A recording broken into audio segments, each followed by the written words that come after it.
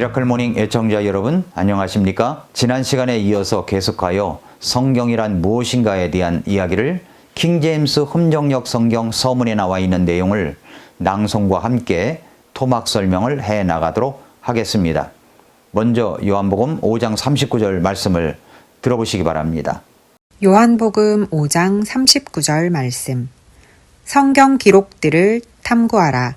너희가 그것들 안에서 영원한 생명을 얻는 줄로 생각하거니와 그것들은 곧 나에 대하여 증언하는 것들이니라. 다음 낭송을 들어보겠습니다. 1929년에 키텔이 죽은 뒤 칼레는 키텔의 비블리아 헤브라이카 본문을 전격적으로 벤 아셀의 마소라 본문으로 바꾸고는 키텔의 이름을 붙여서 1937년에 비블리아 헤브라이카 3판을 출간하였습니다. 키텔의 작품이 아님에도 보통 키텔의 비블리아 헤브라이카 3판으로 불리는 이 히브리어 구약 성경은 마침내 1967-1977년판 슈투트가르트 비블리아 헤브라이카로 개정 출간되었습니다. 이 같은 본문 교체는 구약 성경에서 약 2만 군데가 수정된 것을 뜻합니다. 또한 신국제역과 신미국 표준역 등 거의 모든 현대 역본들의 구약 성경 본문이기 때문에 이러한 본문 교체 영향이 그 안에 그대로 반영되어 있습니다. 즉 마소라 본문이라 해도 다 동일하지 않으므로 어느 마소라 본문을 사용하느냐에 따라 구약 성경의 내용이 다를 수밖에 없습니다. 신약 성경의 경우 킹제임스 성경의 근간이 된 본문은 그리스어 공인 본문인데 이 본문의 특징은 신약교회가 거의 1900년간 가장 보편적으로 사용해왔다는 것이며 그 내용이 전혀 변화가 없이 한결같다는 것입니다. 그래서 이 본문은 다수 사본에 근거했기에 다수 본문이라고도 하고 가장 널리 사용되었기에 보편적 본문이라고도 하며 로마 카톨릭 교회의 서방 본문과 대비되어 비잔틴 본문이라고도 하고 루터와 칼빈 등 종교개혁자들이 하나같이 이 본문만을 사용했기 때문에 종교개혁 본문이라고도 합니다. 그렇게 해서 이제 키텔이 죽은 뒤에 칼레라고 하는 사람이 비블리아 헤브라이카 본문을 벤 아세르 마소라 본문으로 바꾸고 키텔의 이름을 붙여 비블리아 헤브라이카 3판을 출간했습니다. 그렇게 하여 1967년과 77년 판으로 슈트르가르트 비블리아 헤브라이카 BHS로 구약성경을 출간해버렸습니다. 그러니까 이렇게 수정된 본문으로 구약성경을 번역하였는데 2만 군데에서 3만 군데나 수정되어서 나왔다는 겁니다. 이것을 본문으로 하여 번역된 성경이 오늘날 NIV, NASB 등 거의 모든 현대 역본들이 그렇습니다. 정리해 볼까요? 그러니까 본문의 줄기가 2개가 되어 번역 성경도 줄기가 2개가 되어버린 것입니다. 킹제임스 성경은 전통 마소라 본문을 이어온 벤 카임 마소라 본문에서 번역을 한 것이고 일반 역본 성경은 키텔이라고 하는 사람이 수정되어 편집한 본문인 BHK, BHS를 사용하여 번역을 한 것입니다. 자, 그렇다면 신약 성경의 경우는 어떻습니까? 신약 성경 번역도 본문이 2줄기가 있습니다. 그리스어 공인 본문과 또 하나는 수정 본문이라는 것이 있습니다. 공인 본문이라고 하는 것은 이 본문은 신약교회가 거의 1900년간 가장 보편적으로 내용의 변화가 전혀 없이 사용해 왔던 본문입니다. 그래서 이 본문이 다수 사본에 근거했기 때문에 다수 본문이라고 부릅니다. 보편적 본문, 비잔틴 본문, 종교개혁 본문이라고 부릅니다. 이 공인 본문을 가지고 킹제임스 성경을 번역한 것입니다. 다음 낭송을 계속 들어보겠습니다. 프로테스탄트들과 침례 교인들이 한결같이 공인 본문만을 사용해 온 것과는 달리 로마 카톨릭 교회는 처음부터 소수 본문만을 고집해 오고 있습니다. 소수 본문이라는 호칭이 의미하듯이 이 본문을 지지하는 사본은 소수이며 그 안에는 예수 그리스도의 처녀탄생 및 신성, 대신 속죄, 삼위일체 등에 대한 오류들이 다수 포함되어 있습니다. 이 사본들 중 가장 유명한 것들로는 로마 교황청 도서관에 보존되어 온 바티칸 사본과 시내산 수도원에서 발견된 신의 사본이 있습니다. 이 두 사본의 근거에서 1881년에 영국의 웨스트코트와 호르트는 공인 본문을 5,604군데나 수정하여 비평 본문을 만들었습니다.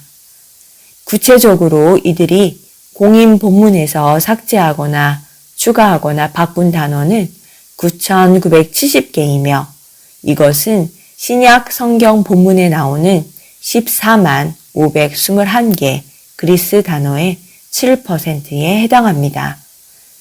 1898년에 독일의 네슬레는 웨스트코트와 호르트, 디센도르프 그리고 위마우스의 그리스어 본문을 조합하여 네슬레의 그리스어 신약 성경을 출간하였습니다. 그 뒤 네슬레의 본문은 27회의 개정을 거쳐 현재는 네슬레 알란드 그리스어 신약 성경으로 출간되고 있습니다. 한편 독일의 알란드는 1952년부터 네슬레의 본문을 수정하기 시작했고 1975년에 연합성서공회는 알란드가 제출한 네슬레의 본문을 그리스어 신약 성경으로 채택하였으며 2014년에는 5판을 출간하였습니다.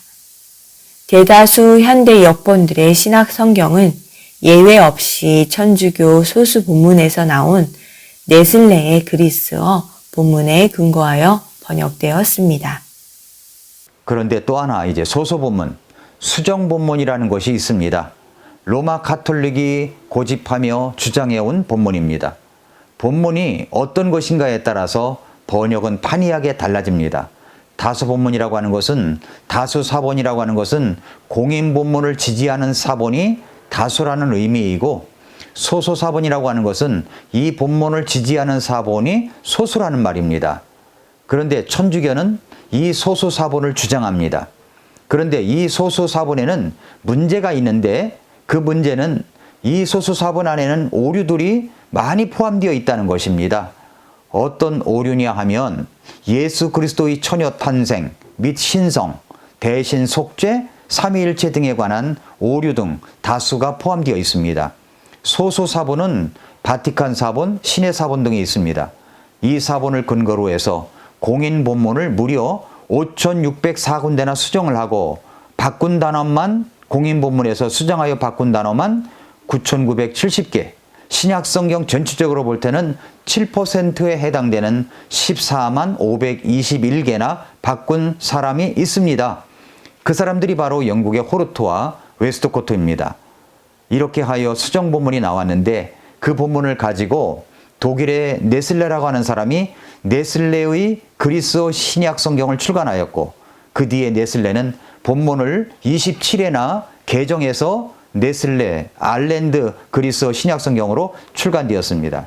그리고 1952년부터 독일의 알랜드라는 사람이 네슬레의 본문을 수정하였고 그 알랜드가 그렇게 해서 1975년에 수정된 그리스어 성경을 연합성서공회에서 그리스어 신약 성경으로 채택을 했습니다.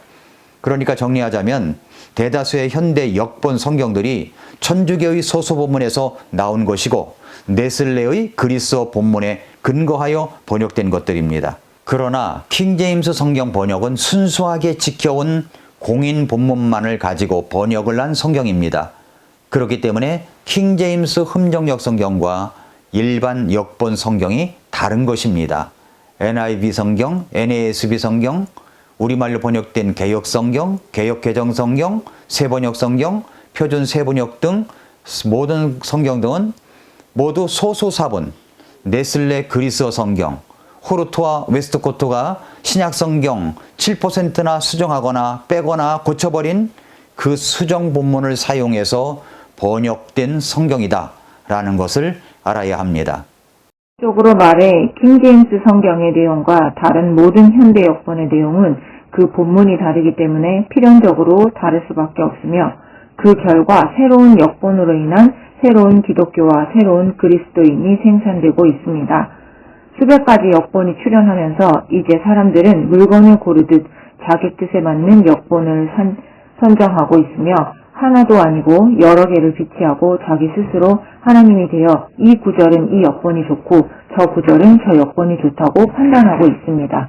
다시 말해 이들은 하나님의 말씀에 순종하는 자가 아니라 하나님의 말씀을 판단하는 자가 되었습니다. 킹제임스 성경을 우리말로 번역해야 하는 이유 중 가장 중요한 것으로는 자신의 말씀의 보존과 전파를 위해 공통 언어를 사용하시는 하나님의 속성과 이로 인한 현 시대의 특성을 들 수 있습니다.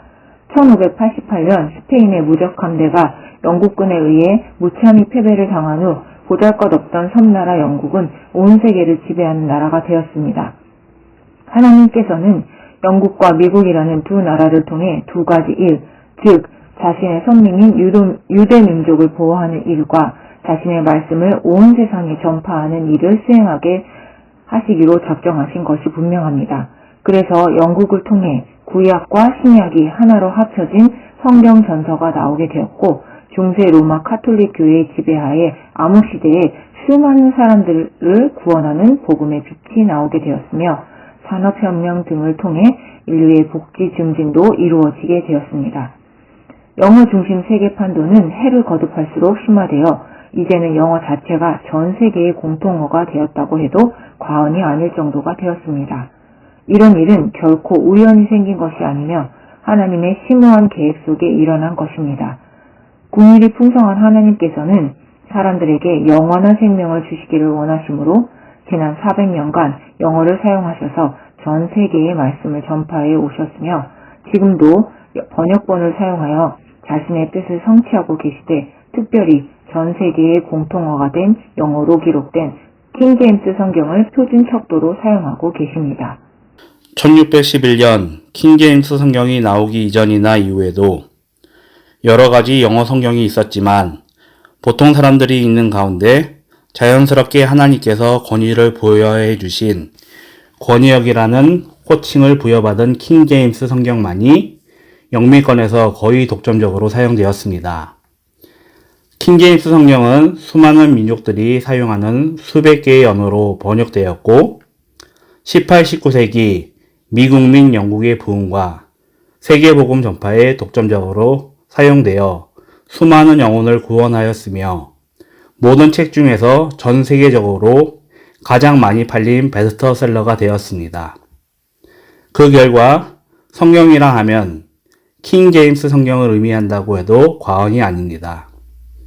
킹제임스 성경의 우수성에 대해 톰슨 대학 한영성경 편찬위원회는 다음같이 평가합니다. 성경의 내용 번역은 물론 신학용어 번역에 있어 만인이 수긍할 수 있는 기본 역본이 없다면 상당한 혼동과 분파를 초래할 것이다. 그런데 다행히 킹제임스 역본이라는 걸출한 역본이 있어서 1611년 이래 수백 년 동안 성경 역본과 신학의 기본 용어를 제공하며 만인이 수긍하고 공인하는 기본 자료로서의 역할을 수행하여 왔는 바, 이 점에 있어서 킹제임스 역본의 공헌은 잊히지 아니할 것이다. 상수라면 킹제임스 역본은 영어는 물론 세계 각 나라 언어로 성경이 번역될 때 참고가 되는 제1의 통일 자료로서 활용되고 있기 때문이다. 이는 영어의 세계적 발음과 아울러 킹제임스 역본의 내적 우수성이 동시에 작용한 결과이다. 킹제임스 영어 성경은 보통 사람들이 읽는 가운데 자연스럽게 하나님께서 권위를 부여해 주신 권위역이라는 호칭을 부여받았습니다. 성도라면 누구나 하나님께서 천지만물을 창조하셨고 죄인들을 위해 독생자 예수 그리스도를 이 땅에 보내주셨으며 누구든지 그분을 믿기만 하면 행위와 무관하게 영원한 생명을 얻어 천국에서 살게 된다고 믿을 터인데 사실 이 같은 믿음의 근거는 단 하나, 즉 기록된 성경 말씀밖에 없습니다. 이 기록된 말씀, 곧 성경이야말로 우리의 영과 육에 속한 모든 활동의 표준 척도이며 따라서 이런 표준 척도는 시대의 변화에 따라 결코 변할 수 없습니다. 그런데도 현재 미국을 비롯한 많은 나라에서 참 성경이 지금 우리에게 있는가? 라는 논쟁이 크리스천들 간에 뜨겁게 진행되고 있으며 수백 종이 넘는 책들이 성경이란 이름으로 팔리고 있습니다. 더욱이 1993년 말에 미국 성서공회는 새 시대를 위한 좋은 소식이라는 뉴에이지 성경마저 출판했습니다. 이처럼 사람들의 상대적 윤리와 철학이 세상을 지배하고 있기에 지난 400년 이상 한 번의 개정도 없이 성도들의 믿음과 실행의 표준으로 자리 잡은 킹제임스 성경을 번역하여 하나님의 절대적인 공의와 거룩함, 그리고 사랑을 널리 알려야 할 당위성이 대두되었습니다. 참 성경을 갖고 있는 것은 대단히 중요한 일입니다. 우리에게 킹제임스 흠정역 성경이 있다는 사실이 얼마나 감사한지 모릅니다. 요한계시록 1장 3절에서 이 대언의 말씀들을 읽는 자와 듣고 그 안에 기록된 그것들을 지키는 자들은 복이 있나니 이는 때가 가깝기 때문이라 말씀했습니다. 놀랍게 보존되어 온 이 성경을 읽으십시오. 날마다 들으십시오. 그리고 읽고 들은 그 말씀들을, 기록된 그 말씀들을 지켜 행하십시오. 그런 사람들에게 하나님께서 준비하신 특별한 복이 임할 것입니다. 정말 때가 가깝습니다. 오늘도 귀한 이 킹제임스 흠정역 성경을 읽고 듣고 말씀을 지켜 행하는 여러분들이 되시기를 축복합니다. 오늘도 미라클 모닝입니다.